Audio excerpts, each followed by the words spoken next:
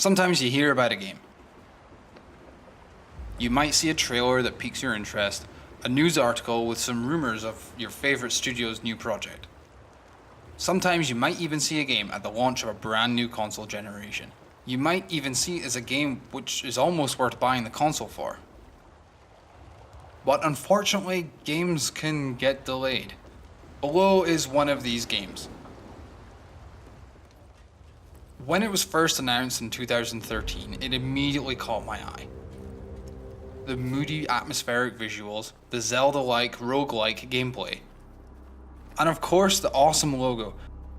All of this pulled me in. I was very much looking forward to this game. But it was delayed. First to 2015, then to 2017, but finally it was released in December of 2018. All of this time, I just wanted to play this game more. Here's the thing though, I'm left a little bit disappointed. It's not that I think Below is a bad game, not at all. I think my issues are a bit more complex than that. I really tried to get into this world, but every time I left with a sour taste. I would enjoy almost all of my playthrough with it, but my reasons to stop playing every time weren't to do with me being tired or my Xbox overheating or it was time to go to bed, but it was always because I became too frustrated. And I felt like I was being unfairly punished. But first, let's talk about some of the reasons why I kept coming back, and why I was excited to play the game to begin with. Below revels in its atmosphere. Every screen, every room, everry sound and lighting effect is masterfully detailed. From the opening cinematic to the first time the player enters the caves below the island.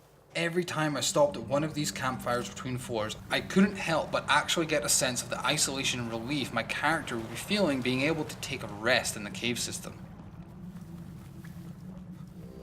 As a side note, the lighting is so good in this game.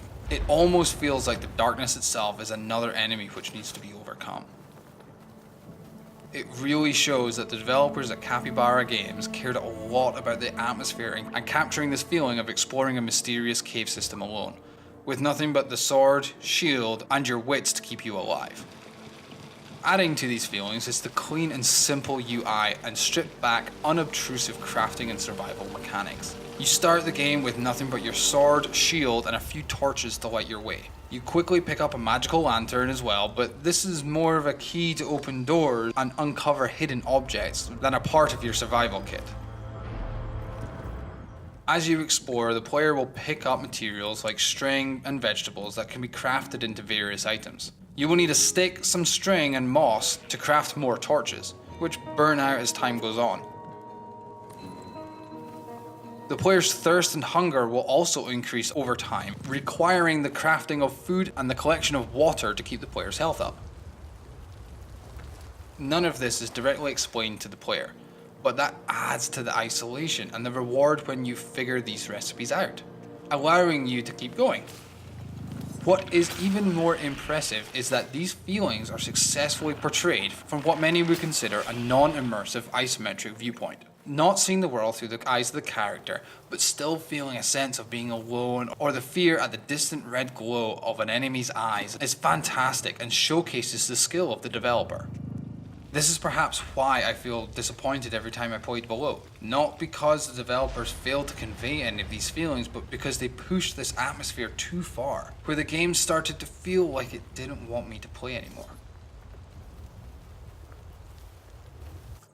I mentioned earlier that darkness feels like an enemy all unto itself. And while it doesn't actually do any direct damage to the player, its claws and its ability to cause harm come from another source. Littered throughout the caves are these small, and I really mean small, traps. Sometimes it's a tripwire which causes the player to trip and fall, especially troublesome if there is a large fast enemy nearby, or some bats which cause the player to slow down and try and shoo them away.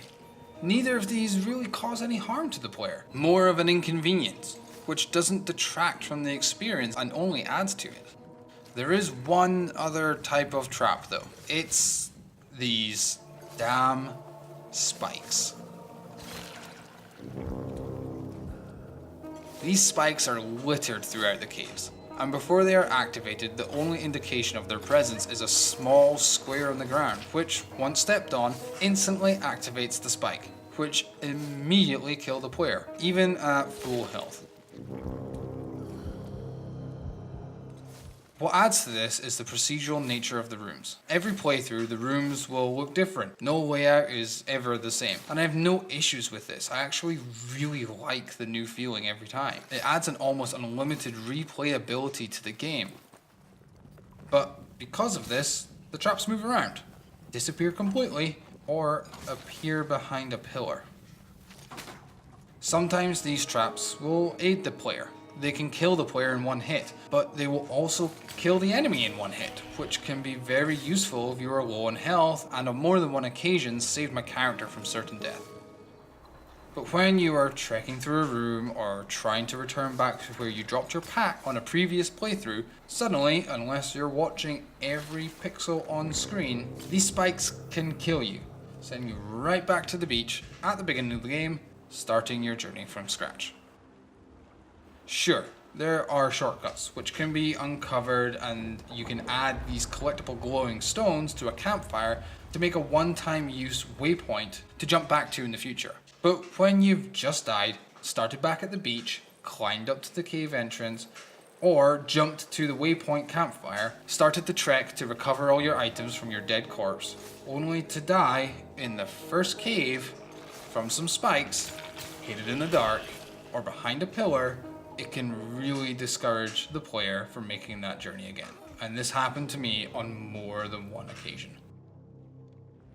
I am all for games being hard, and some games can really thrive on this difficulty, but ultimately they'll still be fun and never feel unfair.